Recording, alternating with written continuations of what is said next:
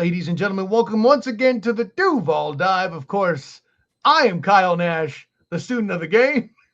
And I'm Travis Holmes with BigCatCountry.com running to your screen.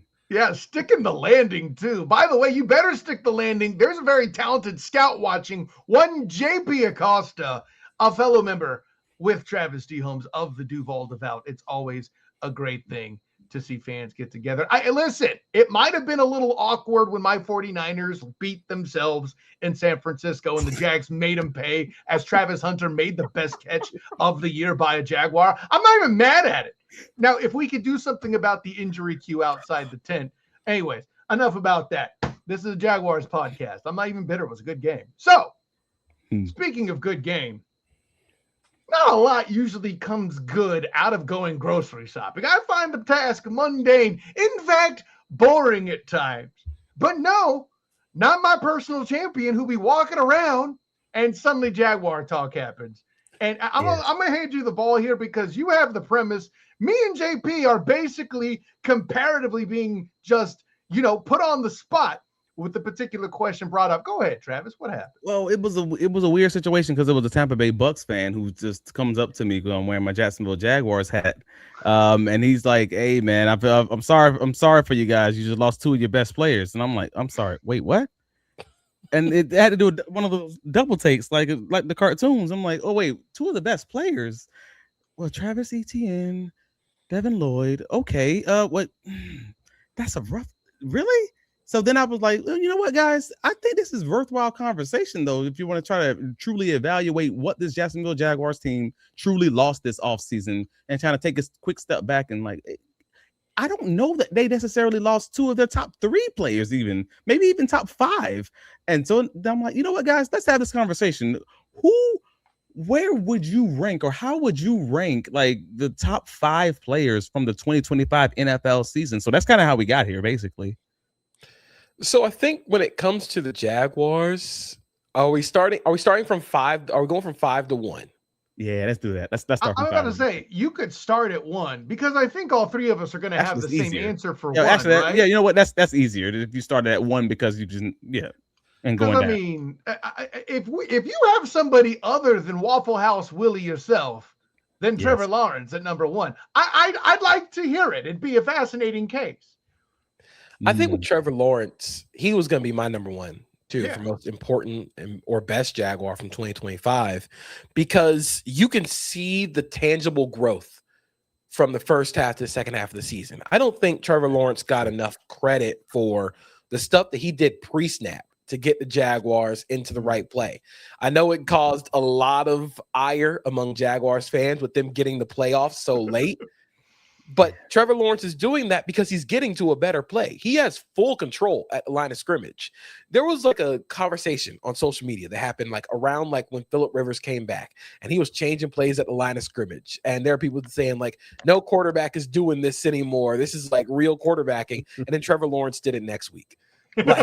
He did so much pre and post snap, and he grew so much pre and post snap that it truly is so impressive to watch the guy go from it was a rough first half of the season, but to finish the way that he did, the confidence throwing over the middle of the field, the aggressiveness throwing downfield, I think that is all truly blended into, and also to mention the rushing ability. They've sort of unleashed Trevor Lawrence as a runner, which I wanted Doug Peterson to do, but they unleashed Trevor Lawrence as a runner, and that truly unlocked a lot of his game. So I don't see any reason why he's not number 1.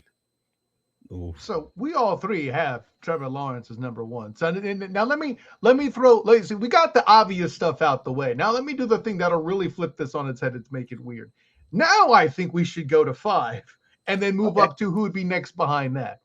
And listen, I'm going to get the ball rolling here on this one, gentlemen. This particular Jaguar, in order to be in the top 5, he's going to be what I call the bar setter, right? It's going to be kind of like Notre Dame was in the college football playoff. Okay, sure. You don't think they belong there. Then beat them. And nobody could until the championship came. Indiana. Oh, they don't belong there? Okay, then beat them. And you couldn't. So they won.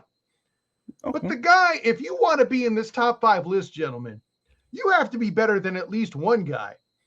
And I know Travis Etienne was in your guys' conversation, but my favorite quote of his as a Jaguars final year was, shoot, Parker there somewhere. Parker Washington's number 5 for 2025 for the Jaguars.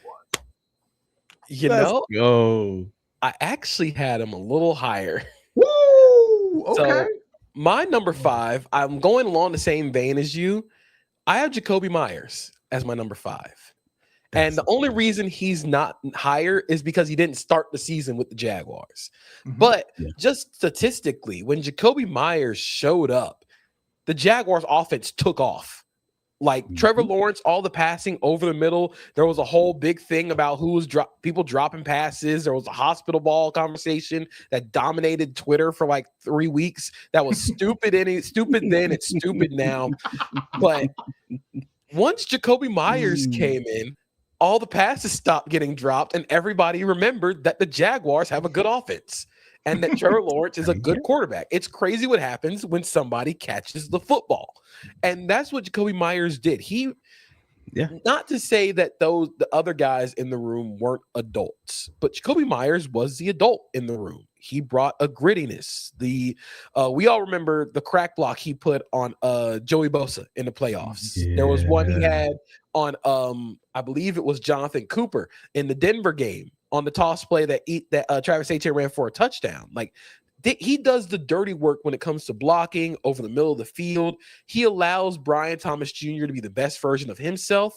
He allows Parker Washington to do the best version of his game, and he allows Trevor Lawrence to be his best version of himself. So the only reason he's not higher is, again, because he didn't start the season with the Jaguars. But when it comes to importance, I don't think there are many other players more important than Jakobi Meyers. Champion. I mean, geez, that's a hard response to rebuttal, but I will. Because I still went with Parker Washington at 5, and I was actually split. I was split on Parker Washington and Jakobi Meyers, and it felt like I had to choose between them, honestly. Like, it was that close. I made Jakobi Meyers one of my honorable mentions, we'll say. Like, he was basically right at 6 for the exact same reason you originally laid out. He didn't do it for the entire season, and it was only the second half of the season. But also, on top of that, is from the time that Jakobi Meyers was added to the Jacksonville Jaguars roster. That's also when Parker Washington had more big games than Jakobi did. And it's not to say this is a competition between these two guys, but for ranking purposes, that Parker Washington guy was a top freaking 5 receiver in the league for the last half of that season. Jakobi Meyers was good, and he was what made that happen. Like, he's a part of that evaluation, but Parker's the one who put up the stats. So that's where my tiebreaker comes, and that's why Parker Washington kind of gets it. Well, let's leave a little meat on the bone for JP to talk of Parker Washington, because we're going to get to him again soon. He teased us that we're just a matter of where, which will take us. So I see 2 for Parker Washington, 1 for Jakobi Meyers, and this isn't us sliding, or certainly not me sliding your vote. You're using a technicality, which to be technically correct is the best kind of correct, according to Futurama. So we'll leave that at that. Number 4. And part of this is me, the student of the game, feeling guilty for the immense amount of trash I talked on this young man leading up to this season. And he absolutely lost his damn mind. A linebacker getting this many interceptions. Oops, I already gave it away. Of course, it's Devin Lloyd from my perspective. You've got to have him here. I have him at number 4 for 2025 among Jaguars. JP. I also have Devin Lloyd at number 4. Let's go. And again, it's because he did so many different things for the Jaguars this year. He wore so many different hats for the Jaguars. Of course, we all know the turnover numbers. That is the most impressive thing, because I'm going to be honest, I didn't think Devin Lloyd was going to be able to do that. I didn't think he was going to have the pick 6 against the Chiefs that he did. I didn't think that was going to be a part of his game.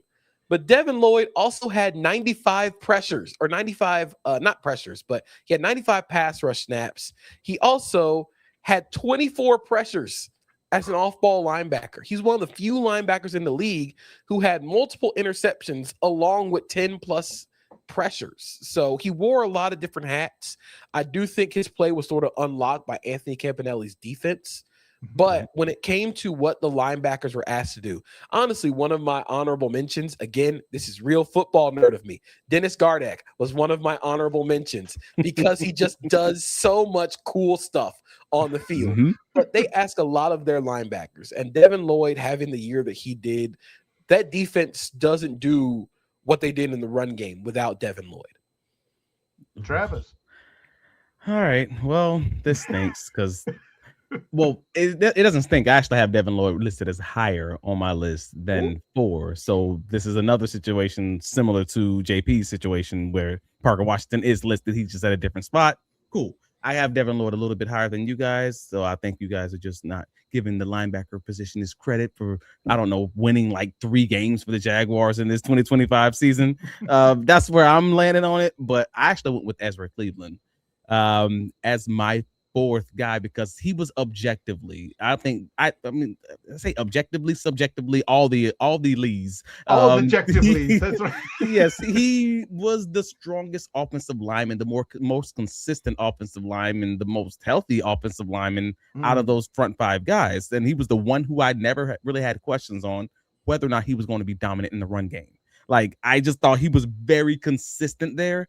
For an offensive line, even when they struggled running, it was never because I thought Ezra Cleveland was getting whooped up front. It was like, it might be the other guys. It could be Robert Hainsey or Robert Hainsey being injured and, you know, you having Monheim in or whatever was going on around him. But when we look at the watch the tape on Wednesdays, we never can say objectively, all right, this was Ezra struggling or Ezra got whooped up front or he was kind of giving you issues in the passing game. And for a team that's still trying to build that offensive line, I wanted to make sure we didn't forget that those big guys exist, and if that made sense. So Ezra's my 4th guy on the list, unless you can tell me a legitimate reason why you think maybe I missed something on the film watch. Yeah, I'll tell you what you missed 100%. Oh, go ahead, JP. My bad. No, I want you to go first because I actually think there's a lineman that I would have that I'd agree with having an offensive lineman on this list. I don't think it'd be Ezra Cleveland. I know it's not Walker Little. So with that, here's the thing. Here's what makes Travis's take so ridiculous. It's not that he has Ezra Cleveland, is that he only has him at 4. And JP, listen, part of this is me cornering myself into this conversation upon which you are about to thoroughly dunk on me. I can feel it coming. That being said, we've spent how much of this offseason, Travis, talking about if this offensive line could just go from the absolute lowest with a first hit in the backfield against running backs to just the middle of the pack, what this team could be. And we saw that and more. And a lot of that was all the stuff you just said about Ezra Cleveland. Okay, dunk on me, JP. So I think Ezra Cleveland meant a lot in the run game, and I don't want to minimize that. Obviously, if you know me, I'm not going to minimize the run game. I would like to position the argument that Anton Harrison was the better offensive lineman for the Jaguars this year. From a pure pass blocking perspective, they asked a lot of Anton Harrison. They did not give him a lot of help, and he answered the bell. Like, that's something that you expect out of a first-round pick at right tackle. And for Anton Harrison specifically, who struggled in 2025, they were asking him to be their guy, and he was their guy as a pass protector. And he also improved a lot in the run game. There were a lot of moments, there are a lot of plays where the most explosive runs came with Anton Harrison in space. And that's something I actually hope they lead into in 2026 more. Just get that big guy on the move, because that's something that he really improved on and he's gotten better at. So I would say Anton Harrison might be the better offensive lineman than Ezra Cleveland, but Ezra Cleveland's dominance in the run game also makes sense for why he's here. So I'm going to be honest and say the reason that I gave Ezra Cleveland the tiebreaker in this situation, and I actually did think they both were reasonably close, is because any of the longtime Duval Dive listeners, you already know where I'm going with this. I prioritize that run game because, well, I prioritize it because the Jacksonville Jaguars have just been so bad at not having a dominant run game for this. I will say as long as, I don't know, Dave Caldwell. I mean, yeah, back Dave Caldwell days, I guess, is probably as recently as I can remember. And it's just, for me, knowing that they have to build this thing out and knowing that they probably are going to need at least another 2 offensive linemen from my perspective to kind of make this thing a dominant run game, sort of like the Rams are dealing with the man gap schemes and everything else, bigger guys, maulers, people movers. Ezra Cleveland at least gives me those same vibes, where I can't say that necessarily the case for Anton. He improved from like nearly league worst run blocking to about average, which is a heck of an improvement, to be clear, but it is about average as far as his run blocking is concerned. His pass blocking has almost always been like nearly elite, and he just kind of kept it up to that level. So you're not wrong. It's what do you prioritize? And for me, I prioritize the run game a little bit more than the passing game because it's been so bad in Jacksonville, I guess. Let me add to the framing a bit. You may not know this is a thing, JP, but make Etienne great again was previously what it was before it was make Everbank great again. I'm just throwing that out there. Hashtag Mega 2025 was about that run game.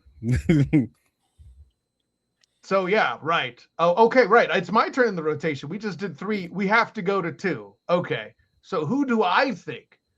This is gonna be so controversial. Can I go? Can I go? Oh, please, champion, by all means. Yes, yeah. So for number 3, I have one of the most successful Jacksonville Jaguars of the 2025 season coming down to the stage. Tight end Brenton Strange.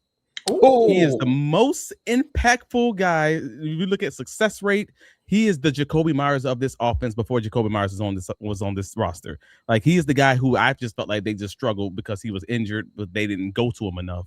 And they should have. He should have been he should have been Laporta for the Jacksonville Jaguars, but he simply wasn't because they just didn't go to him. But whenever they attempted a pass towards Brenton Strange, he came down with it. And when he wasn't doing that, he was just on Sports Center knocking dudes into comas because he's a heck of a blocker. Like, overall, yeah, it's Brenton Strange all day. Whether or not, with him not being on the field showed just how impactful he was. I think the thing that stands out the most with Brenton Strange is it was so cool watching him after the catch. Like, that's where he really made most of his money, is after the catch. He did a lot of the shallow crosser stuff, and he was truly like special in that yards after the catch part, where now with Brenton Strange going, the offense has layers. You have depth. You have the middle of the field, which Jakobi Meyers, that 10 to 15 yard range. You have your shallow cross yard after the catch, check down in Strange. You have your man separator, Parker Washington, and then you have the verticality of Brian Thomas Jr. Every great offense has those layers. And if you don't have those layers, you become predictable. You become easy to stop because you don't have a lot of answers. And the Jaguars offense, when they were at their best, you had to focus on Brenton Strange as a check down. The reason why all those dig routes start getting open in the middle of the field is because they kept getting pulled down because of the check down. So I definitely can see him at number 3. My number 3 is Parker Washington. I have Parker Washington at number 3.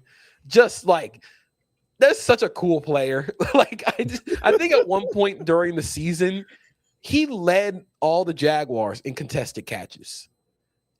He had the most contested catches from the Jaguars this season. And he's like 5'10". The touchdown catch against the Broncos was just like, dude, what are we even doing here? Like, this guy is awesome. And he grew a lot into his role as the separator in the offense. Jakobi Meyers allowed him to free up the things that he could do best, but Parker Washington truly like blossomed this year into something that I didn't think he was going to be. I thought he was like a fun, like gadgety role player, but he turned into a legitimate, like, you have to worry about him receiver for this Jaguars offense.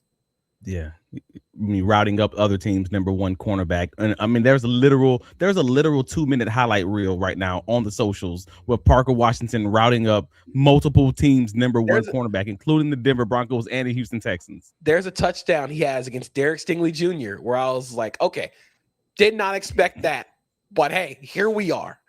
And fellas, neither of you has uttered the phrase special teams. I'm just saying. So all that to be said, and listen, maybe I'm sounding like the fool here for not having Parker Washington higher than 5th, but he was the bar. And here's the thing. And this is the one where I'm going to go completely off the rails compared to JP Acosta. And I apologize in advance because, listen, I might be a ball knower. I don't hold a candle to YouTube for being a scout and all these other things. But give me Jakobi Meyers at number 2. Okay? But let me tell you why. You've said it many times. Now, granted, you using the angle of he didn't play enough, you are technically correct, which, again, the best kind of correct. However, that team was in the doldrums and one batted ball away from losing to the Raiders. Let's not forget, gentlemen, okay? Overtime with Geno bleeping Smith, even with the aforementioned Devin Lloyd as a factor, right? Jakobi Meyers comes aboard, suddenly start catching the football. Suddenly Parker Washington unlocks himself in a fashion that a Super Bowl champion coach who was supposed to save the day couldn't. That unlocking taking place was something that lifted this entire team. You remember the panic that the Duval Devout were undertaking when they had lost to the teams that, well, let's be honest, that was the Super Bowl runner-up in the LA Rams and the champion, of course, the Seattle Seahawks, who were the champions because they took the points in the playoffs. Sorry there, JP. I'm a little bitter at Liam Coen for not taking the points in that Buffalo game. You should be. You should be. The thing that makes that happen, I don't know what it is about the Jacksonville Jaguars franchise, but when they got worked by Christian Kirk and when Arizona came to town and then got him and he was the top receiver and had a career year, Jakobi Meyers then does something similar with only Geno Smith at quarterback. And then he gets Waffle House Willie as his quarterback to turn things around in a special facet. Listen.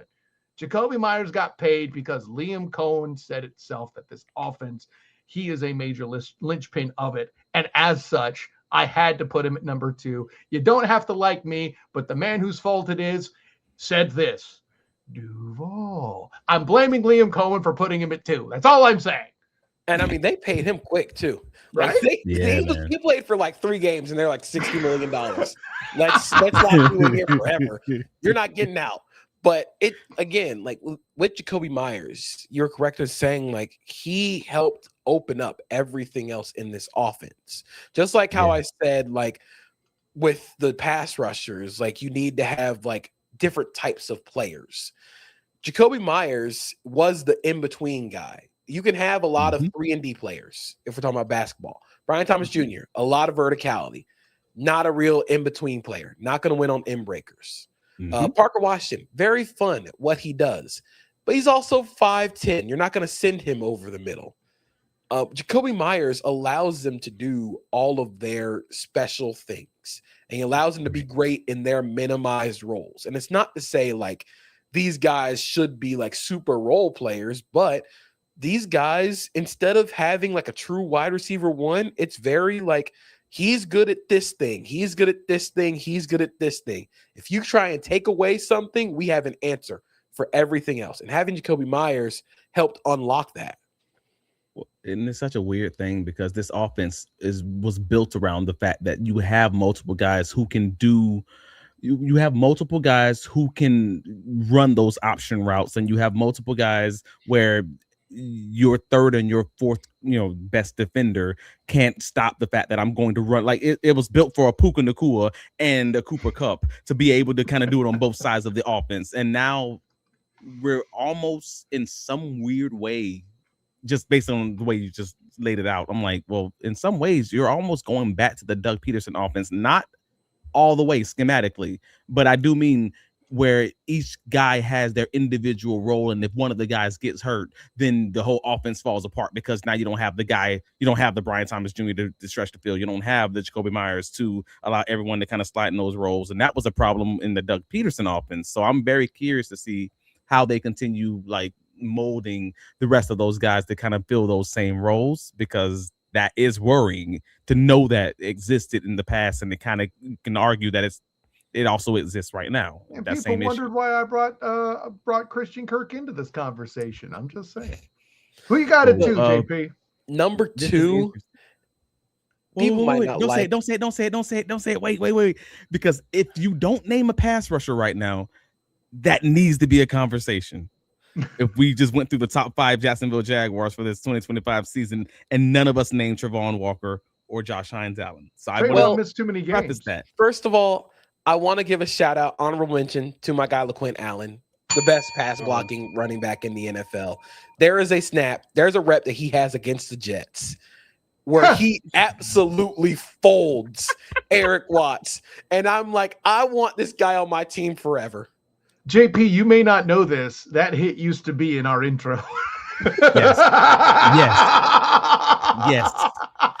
I've never in my life seen in the middle of an NFL or even college football play where a dude in the middle of the play was just like, wait a minute, I'm out. Give me a second. Nope. Give me a second. I need a minute. He logged him out of the server in the middle of a game. That's the craziest thing I've ever seen. But my number 2 is Josh Hines-Allen. There it is. There we go. For what he means to this Jaguars team. And I know we do all like the pressure man, pressure guy, but he was 4th in the NFL in pressures this year. He was one of the leaders in pressure rate this season, a 15.4% pressure rate this season. For comparison, Aiden Hutchinson was at 15.6 and Danielle Hunter was at 14.8% pressure rate. It's just about getting the guys on the interior that will help turn some of those pressures into sacks, because what you saw a lot of was quarterbacks were able to step up into the pocket. That's why Travon Walker and Josh Hines-Allen weren't getting the sacks that they were able to, because they just kept stepping up. But Josh Hines-Allen means so much to this team. And the fact that in 2025, he set the franchise record for career sacks, I can't have them outside of the top 3. Just for, again, what he means to the franchise and for what he does as a run defender, which also sort of gets underrated. And in a way, defensively, he is their closer. The first Texans game, he closed that game out.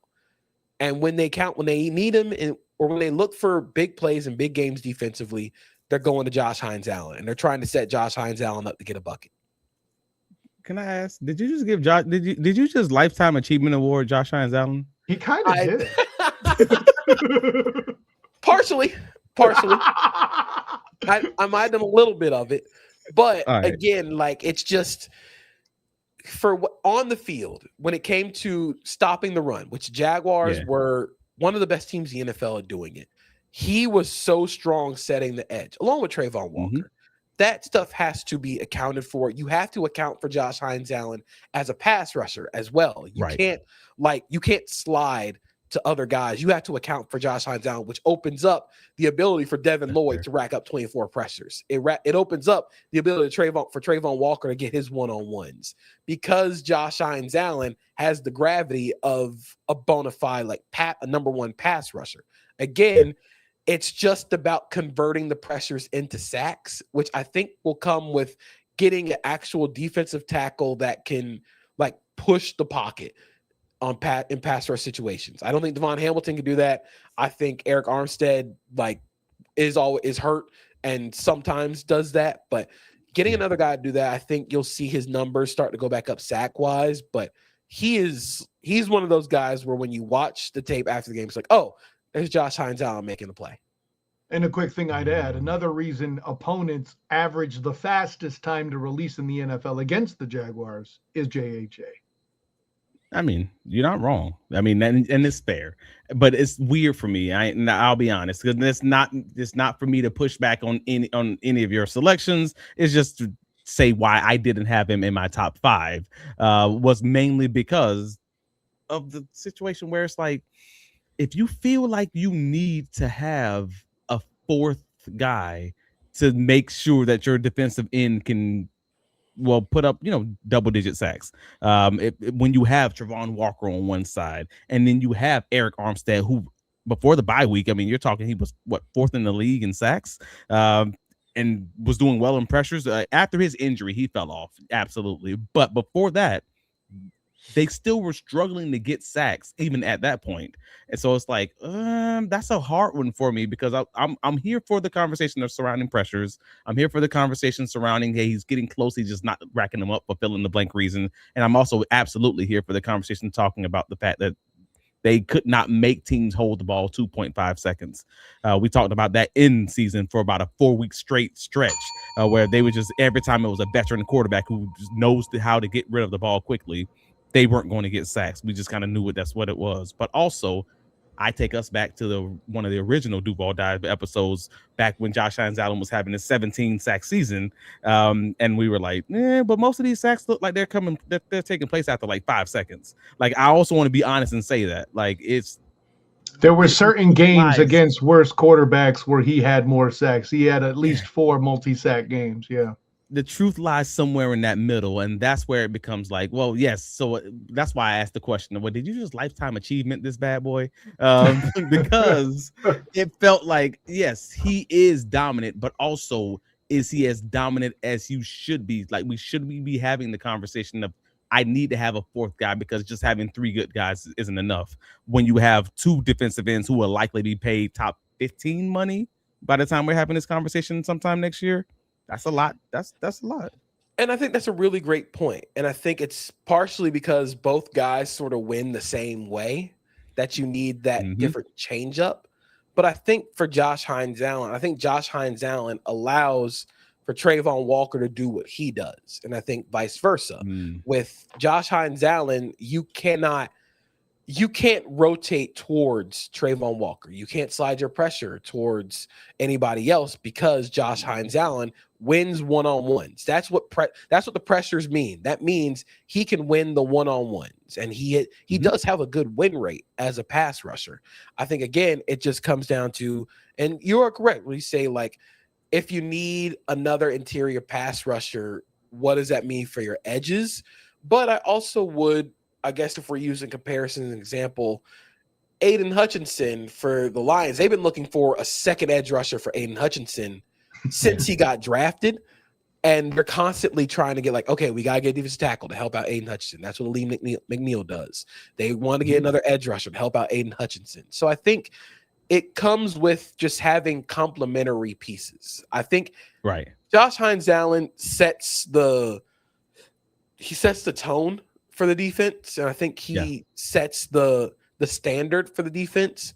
But now it's just about getting complementary guys so they can actually get him more one-on-ones, because he does win one-on-ones. It's hard to get those without, you mentioned the veteran quarterback thing. The reason that veteran quarterbacks were able to sort of attack the Jaguars is because with all those disguised looks, with all those pressure looks, they knew where their answers were. You can beat inexperienced or bad quarterbacks with that.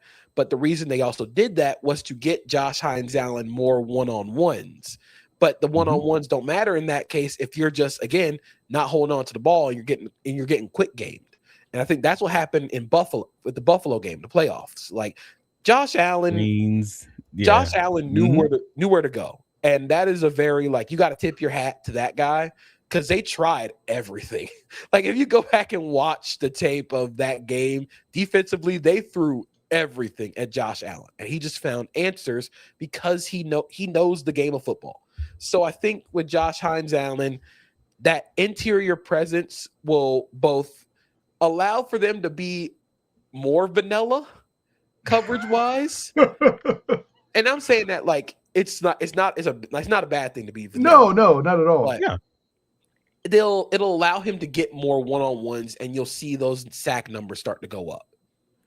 Well, you're not wrong. And the evidence, I mean, we talked about this 3 weeks ago from NFL Researcher on X. I mean, they showed us the stats that said, Josh Hines-Allen was top 4 in the league in pressures when blocked one-on-one in the 2025 season, but he didn't make the list in the top 12, I believe it was.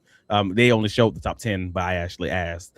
He didn't break the top 12 as far as his amount of pressures he was able to get in the 2025 season whenever chipped or double teamed. So, like, getting him those one-on-one matchups is key, because again, they had some of the 2025 season without Travon Walker. So then who's your other threat at that point? He's just going to be double teamed, and if he's double teamed, he's not able to kind of split those doubles and still be able to get home before, let's say, 3.5, 4 seconds, whatever the timeline is at that point. So I'm with you there. Another practical element, it may be a volume issue too, because if you're throwing quick, you're not putting a lot of chips out there either. So there's that as well, Travis. And he's also, Josh Hines-Allen is not a quick pressure guy. If you want to look at the top 10 guys in pressures overall, and I'm just looking at NFL Pro, Josh Hines-Allen has 27 quick pressures. Compare that to guys like Micah Parsons, who had 33. Will Anderson Jr. had 35. Quick pressures are pressures under 3 seconds. That's not Josh Hines-Allen's game. If we're talking about 27 of his 80 pressures being quick, that's not where he wins. And when you watch him play, he's not a burst and speed pass rusher. He wins with length, he wins with power, and he wins with hand usage. So I think for that, you gotta help him out a little bit with either, like, when you talk about pass rush versus coverage, it's a little bit of both. And sort of why I want the Jaguars to play a little bit more aggressively with their corners, which is why Travis Hunter will help, is so they can press and disrupt timing. That's what's going to disrupt the quick game. Because if you can get them off their timing, that'll help Josh Hines-Allen create and turn those pressures into sacks. No, I'm with you. So I didn't think this was going to be this big of a right turn. That's my bad. We got talking about Josh Hines-Allen. No, it's a running joke that Travis will see the squirrel every now and again, and that's okay. We're not knocking it. But we would like your number 2 Jaguar, sir. I'm not sure you actually listed him. It's the one guy I haven't named yet, but yes, this Devin Lloyd. I had Devin Lloyd as a number 2. Like if you tell me there's one guy who is not named Trevor Lawrence, who realistically won the Jacksonville Jaguars at minimum 2 games, if not maybe even 3, just from his plays on the field. If you're talking pressures on the quarterback, you're talking pick sixes, you're talking just causing quarterbacks to avoid the middle of the field because he's Baba Yaga basically at this point in the second half of the season. No, it was Devin Lloyd, and I want to be clear about saying that. Like, he's not on this team, and I have questions about what that's going to mean for the rest of this, this 2026 season, how Anthony Campanelli is going to treat, train, develop, and mature Ventrell Miller in this defense. I got questions there because Devin Lloyd was just that good, where that's the area where a lot of these recent offenses, like the Sean McVay offense, love to eat the middle of the field. And now you're just telling me, no, we own this now in Devin Lloyd, where it's just quarterbacks are avoiding it at that point. Yeah, I mean, it's Lloyd all day for me. I'm not mad at that, but you just spent all this time talking about Josh Hines-Allen needing help. But how much of Devin Lloyd's success starts with Josh Hines-Allen? It's an argument to me. There's an argument to be made, and I'm not trying to say it's not the case. But if you're also making the argument that, yes, Josh Hines-Allen is not giving you the quick pressures, which we just established now, not consistently giving you the quick pressures, Devin Lloyd is making a lot of these plays not far down the field for the most part. Most of them are those deep crossers or shallow crossers, and he's just getting in the line of sight of the quarterback, reading their eyes, making plays, moderately quick throws. Then I'm not necessarily going to say his production is absolutely a condition of whatever's going on with the pass rush versus he's just playing well with his eyes. He's playing his right rules in the coverages, and he just happens to be, reading the quarterback and making a play, making that athletic play on the field. I'm going to put that on him. I'm going to put that on his linebackers coach, and I'm going to put that on Anthony Campanelli more than I would say that's more something specific to Josh Hines-Allen and Travon Walker and those guys. So if there's any stat that sort of benefits towards Devin Lloyd's importance, it is, according to Sports Information Solutions, positive play rate allowed when opposing offenses target the middle of the field. In 2024, the Jaguars gave up a positive play rate of 54% over the middle of the field. In 2025, it went down to 48.8%. It's not a massive number, but when you think about the variance, where in 2024 they weren't creating a lot of turnovers with them in the middle of the field, like they gave up a lot they gave up 14 touchdowns. In 2024 they gave up 10 touchdowns over the middle of the field and only had 3 interceptions. In 2025 they gave up 12 touchdowns. They also caught 13 interceptions. So you're leaning more into the variance, but those negative plays are what, like the negative chaotic plays are what Devin Lloyd brought to this team.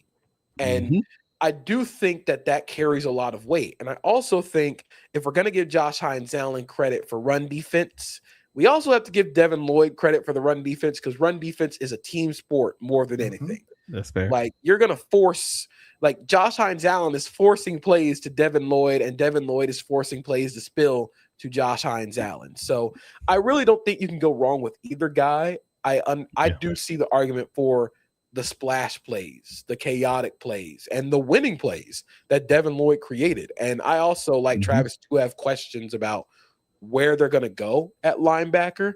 I still think they should draft one in 2025 or 2026, just to put more competition into the room. I know, like, Ventrell Miller might be a guy that Liam Coen loves, but adding a guy like Josiah Trotter to this defense would be really fun. I'm just gonna plug my guy.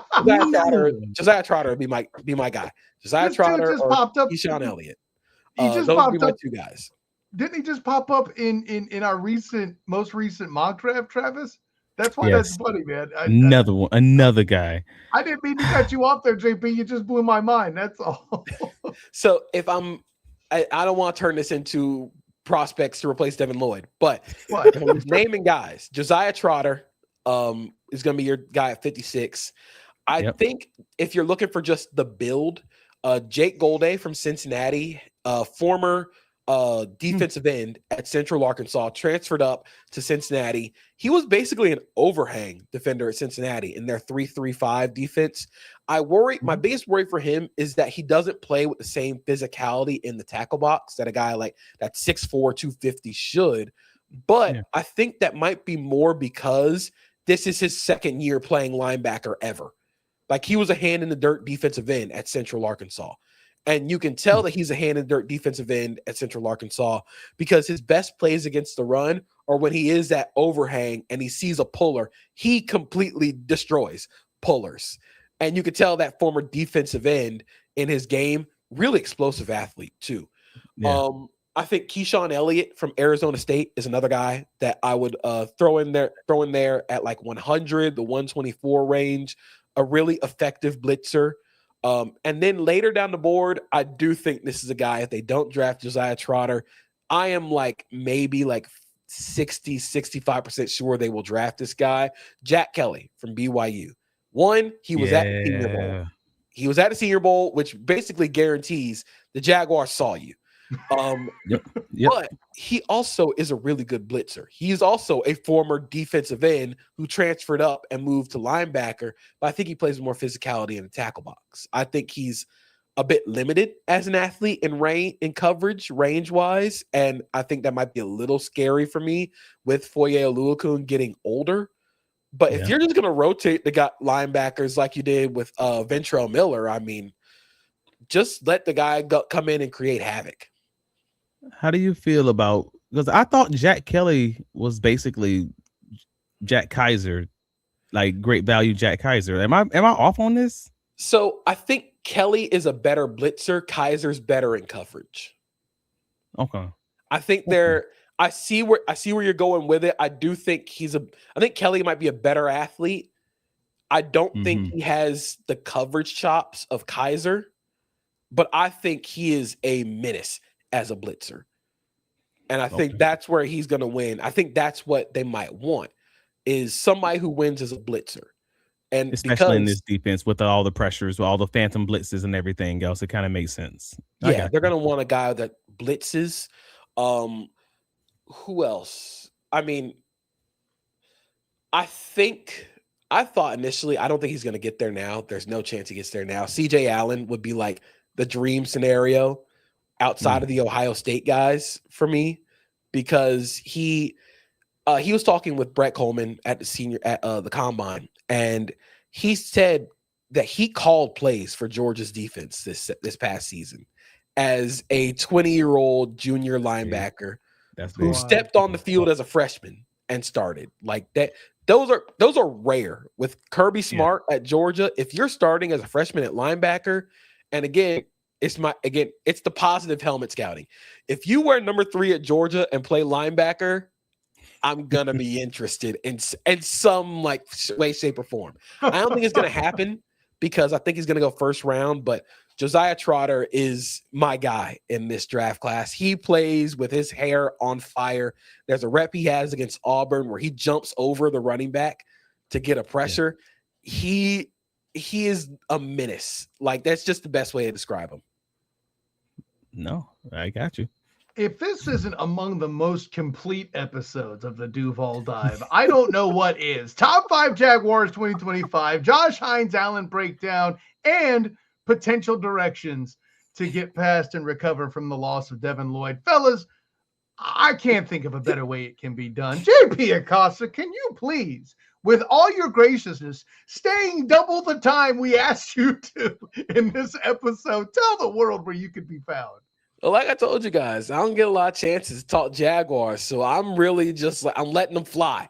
Like, this is like the this like dude who gets to show up at the rec like once a week because of like work or something. He's just pulling threes every single time. I'm shooting from the logo. I got stuff to say, but you can find my work primarily at our podcast, Pushing the Pile, CBS Sports. You can find it on YouTube, Spotify, Apple Podcasts, wherever you get your podcasts. You can find me on TV, CBS Sports Network, CBS Sports HQ, and then find my writing at cbssports.com. Fair enough. Champion, tell the world. I mean, you guys already know, bigcatcountry.com. I mean, this should be favorited already if you're listening to the podcast. And if you're not, hey, man, pause the stream. It's okay. Go over to the internet, bigcatcountry.com, save it as a favorite. That's where we get all your written, Jacksonville Jaguars content. And if you listen to us on the podcast side, please rate and review us. On the YouTube side, click that like button. Maybe even become a member.